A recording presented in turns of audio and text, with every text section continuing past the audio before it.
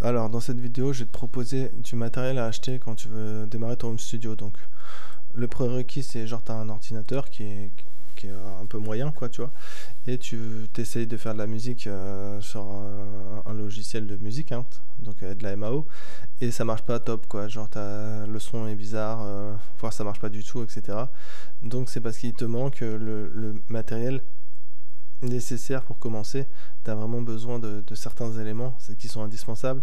Donc ces éléments, on peut les nombrer comme étant deux. Il y en a deux en gros, quoi.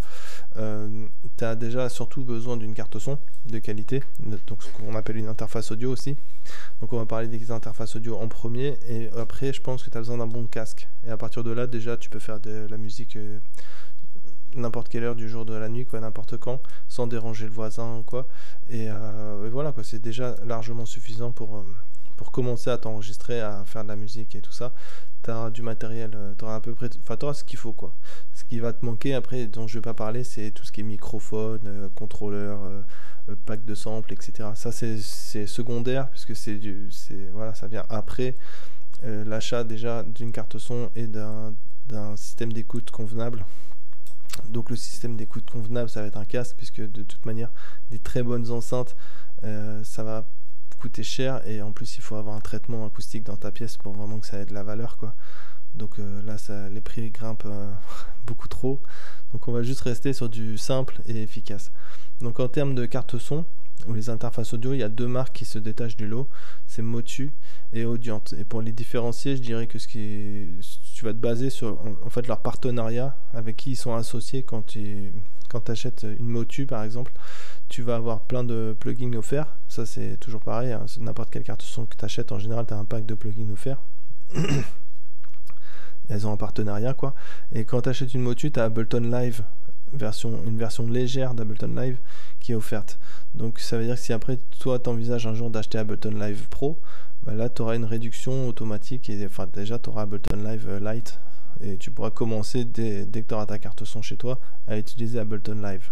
Donc voilà, si tu es plutôt orienté vers Ableton Live et tu aimerais bien l'avoir, moi je te conseille d'acheter une Motu. Et si tu es plutôt dans l'optique d'utiliser un logiciel comme Cubase, bah, tu prends Audient, la marque Audient, donc il fait les 4 cartes son qui sont là, c'est marque Audient. Et Evo, là c'est la même chose que ça en fait, sauf que c'est une version plastique, plastique, donc plus fragile, qui coûte moins cher aussi. Mais sinon en termes de qualité audio, ça se vaut, c'est à peu près pareil. Et puis toutes se valent. Motu aussi c'est pareil, c'est que des bonnes cartes son en termes de qualité que j'ai choisi évidemment. Donc Audient est en partenariat avec Cubase, c'est ce que je disais. Donc moi j'ai acheté par exemple l'Evo 4, c'est qui est en bas ici là, et donc ils m'ont donné Cubase version légère, qui me permet, si je vais acheter un jour un Cubase Pro, bah, je vais l'acheter avec une réduction. Voilà. Donc pour moi en fait c'est là où tu te décides entre acheter une Motu et une carte son Audient. C'est si tu veux plutôt Ableton ou Cubase. Et si tu t'en fiches de Ableton ou Cubase, bah franchement tu fais le tour de ces cartes son et tu vois qu'est-ce qui t'intéresse le plus, quoi. Ça va pas changer grand chose, elles sont toutes très bien. C'est les meilleures cartes son du marché pour le prix, hein, c'est tout. C'est pour ça que je te les mets en avant. Et puis une fois que tu as ça, il te faut un casque. Comme je te disais, pour le casque, il n'y a qu'un casque en fait qui est bien. C'est un peu ouf, mais pour le prix, c'est le meilleur casque du marché. Et alors qu'est-ce qu'il y a de particulier? Il est ouvert. Ouvert, ça veut dire qu'à l'arrière d'ici, là tu places ta tête ici, et à l'arrière, ici c'est une grille, donc le son peut s'en aller facilement, il peut s'éloigner de ta tête. Et ça c'est important, très important. Donc c'est un casque ouvert, ce qui fait que c'est confortable, c'est agréable d'écouter de la musique sur un casque comme ça. C'est plus agréable que si c'était un modèle dit fermé, où en fait au lieu d'une grille ici ce serait une plaque, ça serait fermé, et donc le son aurait plus de difficulté à s'éloigner de tes oreilles, et ça augmenterait la pression acoustique sur tes tympans, et ça pourrait même finir par te provoquer des acouphènes, ou même détériorer ton audition en fait. Donc les casques fermés c'est très bien aussi, c'est très pratique, mais c'est fait pour faire du monitoring, donc c'est une activité particulière avec un casque. Moi je conseille vraiment le casque ouvert. En toutes circonstances, ça fonctionne très bien, il n'y a pas de souci. Et puis surtout, je te dis, par rapport la qualité d'écoute, enfin pour tes oreilles, c'est vraiment ce qu'il y a de mieux, quoi, le casque VR. Bah, bon, le problème, c'est que le son que tu écoutes bave, dans le sens où il s'éloigne, il va être audible autour de toi, quoi. Mais voilà, en termes de qualité d'écoute, il n'y a pas photo, c'est mieux. Et ce qui va être important là sur ce modèle-là, le DT990, ce qui va être important, c'est que tu sélectionnes bien une impédance de 250 ohms. Donc tu peux trouver ce modèle-là en 32 ohms et en 80 ohms. Et en gros, les impédances élevées, comme ici, 250 ohms, c'est fait pour être branché. C'est quand ton casque, en fait, tu veux le brancher sur une interface audio. Et comme juste avant, je t'ai indiqué qu'avec interface audio achetée, je te conseille d'acheter du coup ce casque-là avec une impédance de 250 ohms. Et surtout pas, enfin, vraiment, je te le conseille pas d'acheter le 30 ohms par exemple, même le 80 ohms. Selon le modèle de la carte son que tu achètes, ça peut un peu poser des problèmes. Enfin, c'est pas idéal, quoi. Bref, le 250 ohms ouvert, Bayer Dynamic DT990 Pro. Il n'y a pas photo, quoi, c'est le meilleur casque pour le prix. Et tu vois donc que ça coûte 130 balles plus une carte son, ça coûte 200. Donc tu en arrives à peu près à environ 300 euros, quoi. Et t'as de quoi faire. Tu peux tout faire, quoi. Tu peux faire du streaming de ce que tu fais en musique. Tu peux faire ta musique parce que tu as des logiciels et des samples et tout qui sont offerts. T'as même pas besoin de t'acheter un logiciel pour faire de la musique, en fait, ça t'est offert, tu vois. Donc vraiment cool. 300 balles, tu peux démarrer ton home studio. Maintenant, si tu as aussi envie d'acheter des enceintes, éventuellement, moi, c'était pas dans mes priorités quand j'ai commencé, parce que j'avais déjà un ampli avec des enceintes. Ce qu'il y a, c'est que ça a lâché assez rapidement, donc je me suis retrouvé à devoir acheter des enceintes. Et donc, je me dis, peut-être que t'as pas d'enceinte, ou alors tu es un peu dans le même cas que moi, donc vite fait, je vais te conseiller des enceintes. Donc je vais en conseiller des pas chers, évidemment, parce qu'on reste sur le démarrage d'un home studio. Hein, ça sert à rien, comme je te disais, d'aller te suggérer des enceintes qui valent genre 1000 euros la paire ou plus, parce que de toute manière, comme je te disais, il faut, pour vraiment avoir une bonne qualité d'écoute avec des enceintes, il faut un traitement acoustique. Et le traitement acoustique, ça se fait pas à l'arrache, quoi. Faut faire des mesures et voir faire venir un spécialiste, etc. Et des fois même tu peux rien faire, en fait. Voilà, ça dépend de ton lieu d'écoute. Avec un casque, tu n'auras pas ces problèmes-là.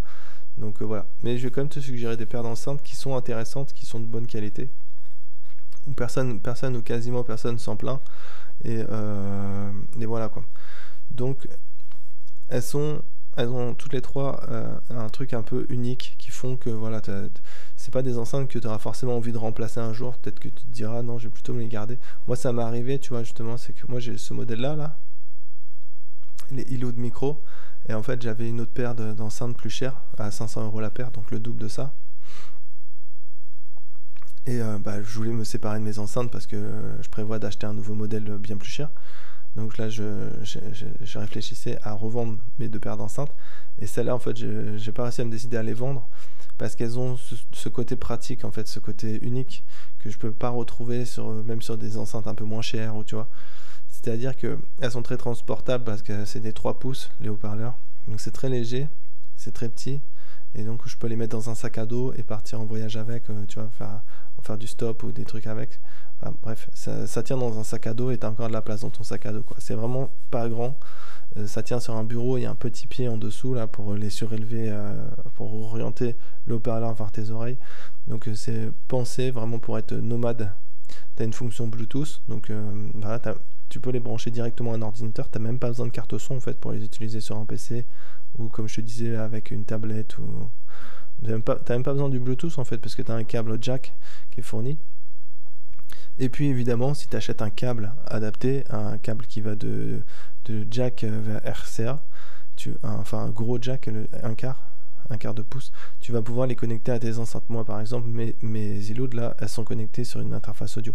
Donc forcément, j'ai acheté un câble supplémentaire pour les relier, qui n'est pas fourni ici.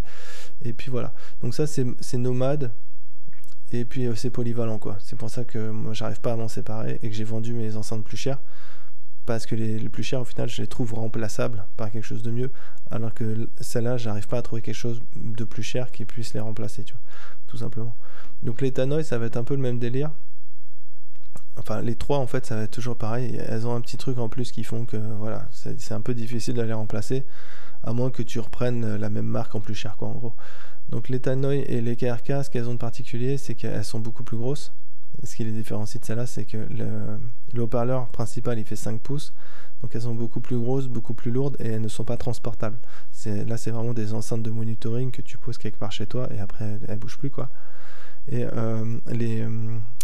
le cas qu'il y a ici en fait, c'est qu'il n'y a pas de câbles qui sont fournis évidemment, donc il va falloir que tu t'achètes des câbles aussi pour les connecter à ton ordinateur, enfin à ta carte son plutôt, parce que forcément là tu peux pas les connecter à ton ordinateur, il te faut la carte son pour les relier à ton ordinateur, c'est indispensable, et donc il te faut aussi des câbles. Donc je vais te montrer un câble qu'il faut que tu achètes, parce que moi quand j'ai commencé comme ça, j'avais pas acheté le bon câble en fait, j'avais acheté des câbles qui étaient adaptés mais qui auraient pu ne pas être adaptés. En fait, j'ai eu de la chance, c'est que mes enceintes acceptaient ce genre de câble, mais c'était une erreur en fait d'acheter ces câbles-là. J'aurais dû acheter ce câble-là. Donc je vais te montrer la particularité qu'il a en fait, pourquoi il faut acheter ça et pas un autre. Bon, la longueur 5 mètres, c'est une bonne longueur pour... voilà, c'est ni trop court ni trop long. Surtout, ce qui est important, c'est qu'il soit symétrique, ou en anglais on dit balanced. D'accord? Donc si ça symétrique, ça veut dire que le câble, peu importe la longueur qu'il fait, il va pas choper de parasites. Tu sais, as toujours des parasites avec les prises électriques et ceci et cela que tu as chez toi.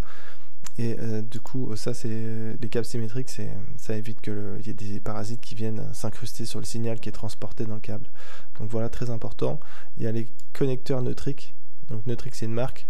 Les connecteurs Neutric, donc ces fiches là, ici la XLR et la jack, un quart, sont bien calibrés. C'est des bons matériaux, c'est pas fait cheap et tout, tu vois, c'est pour ça que ça coûte cher aussi, hein, c'est parce que c'est de la qualité. Et globalement, c'est ça les deux choses importantes à trouver, c'est qu'ils soient symétriques ou balanced et qu'il y ait des connecteurs neutriques. Et la bonne longueur évidemment.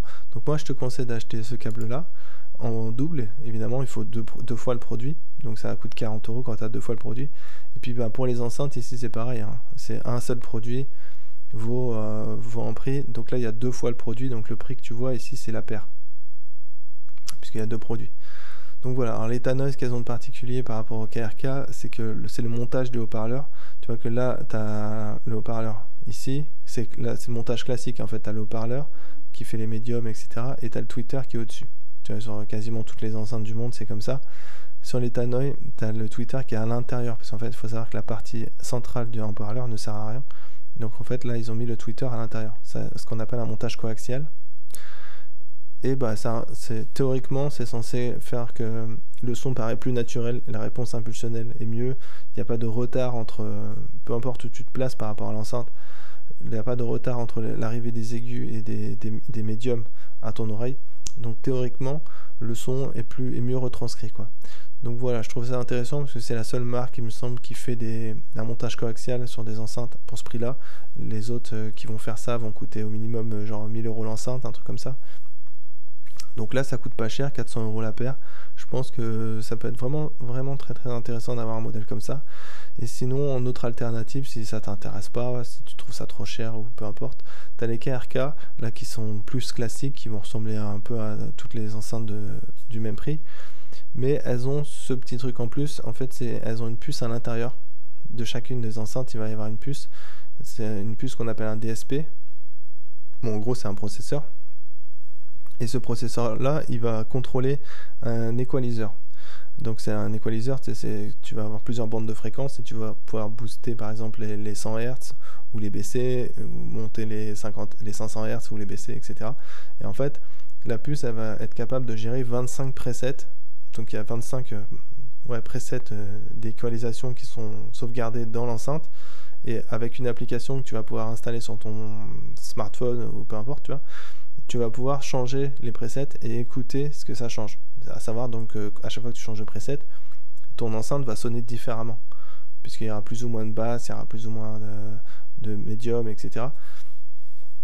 Donc ça peut te permettre en fait d'avoir un meilleur son dans la pièce, parce qu'il faut savoir que quand tu écoutes une paire d'enceintes dans une pièce, en fait tu écoutes beaucoup le son qui résonne dans la pièce, parce que le son se déplace à 330 mètres par seconde et ça va dans tous les sens, ça finit par faire des ondes stagnantes dans ta pièce. Donc si tu changes la hauteur, la puissance de chaque fréquence en changeant donc les presets, bah, tu changes finalement les ondes stagnantes, etc. Et au final, elles vont être plus ou moins intenses au niveau des volumes et ça peut faire que ton son va sonner mieux. Donc voilà, je trouve ça assez intéressant que tu aies un outil de calibration qui vienne dans une paire d'enceintes à 300 euros. Je crois pas connaître pour 300 euros une autre marque qui fasse ça. Donc voilà pourquoi ces enceintes se détachent du lot. À chaque fois, hein, c'est tout ce que je te propose, c'est des choses de qualité desquelles tu vas avoir du mal à te séparer si tu investis dedans. Et c'est tout l'objet en fait de ma vidéo.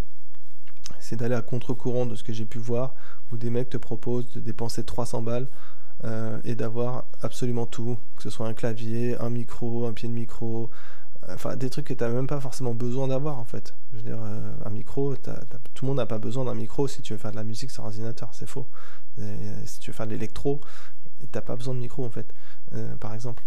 Et bref, là ça coûte plus cher que 300 euros, mais le setup de départ, tu as vu, ça coûte environ 300 euros, donc carte son et casque, et puis c'est que de la qualité, ça durera dans le temps, etc. etc. quoi. Je sais pas te faire acheter des trucs moyen bof, voire complètement nuls, quoi, comme j'ai pu voir certains font, et voilà.